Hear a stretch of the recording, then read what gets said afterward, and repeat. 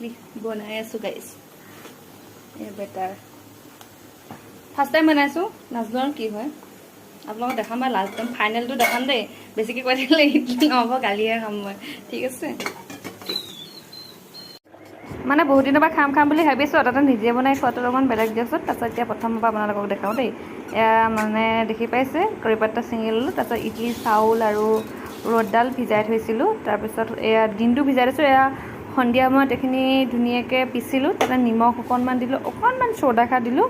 দি কিনি ধুনীয়াকৈ ঢাকন মাৰি থৈ দিলোঁ মানে কাইলৈ বনাম কালি ৰাতিপুৱা আৰু ইডলি সম্ভাৰৰ কাৰণে আপোনালোকে দেখা পাইছে আৰু কি জানেনে ঘৰত যি চব্জি আছে আপোনালোকে তাকে ইউজ কৰিব পাৰে আৰু মই মোৰ ওচৰত যি চব্জি আছিল তাকে মই দিলোঁ আৰু আপোনালোকে দেখা পাইছে তাৰপিছত এতিয়া ইয়াতে লৈছোঁ নৰসিংহ বগা সৰিয়হ তাৰপিছত নহৰু জলকীয়া আদা ধুনীয়াকৈ গুচাই দিলোঁ মানে কাইলৈ ৰাতিপুৱা দেৰি হ'ব আৰু এইটো হ'ল সম্ভাৰ মছলা এটাতো লাগিবই এইটো নহ'লেতো নহ'বই তাৰ পিঁয়াজ দুটা ধুনীয়াকৈ থৈ ল'লোঁ আৰু বাদামৰ চাটনিৰ কাৰণে বুট দালি বাদাম ধুনীয়াকৈ চাটনি কৰিম আৰু বাদামৰ বাকলিখিনি এৰুৱাই ল'ম তাৰপিছত মিক্সিত মাৰি দিলোঁ এয়া দেখা পাইছে তাতে অলপমান এখন কৰচত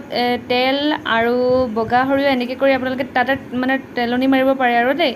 তাৰপিছত ৰাতি যে মই ভিজাই থৈছিলোঁ যে বাটাৰখিনি দেখা পাইছে ধুনীয়াকৈ ফুলি গৈছে আৰু এতিয়া আমি বনাম ইডলি বলক এয়া দেখা পাইছে এইটো মই আনিলোঁ ইয়াৰ ভিডিঅ' এটা বনাই থোৱা আছে আপোনালোকক দিম বাৰু এয়া এতিয়া দি দিলোঁ এয়া ধুনীয়াকৈ দেখা পাইছে ফুলি গৈছে কিবা মনটো ভাল লাগি গৈছে কাৰণ আজি ফাৰ্ষ্ট টাইম বনাইছোঁ আৰু ধুনীয়াকৈ কোমলো হৈছে সম্ভা আমাৰ উতলিব এতিয়া চাই থাকিব দেই তাৰপিছত আৰু দেখাই আছোঁ আপোনাক ফাইনেল আপোনালোকে দেখাই পেলাই আজিলৈ বাই বাই আকৌ এদিন নতুন ভিডিঅ'ত লগ পোৱাৰ আশাৰে বাই বাই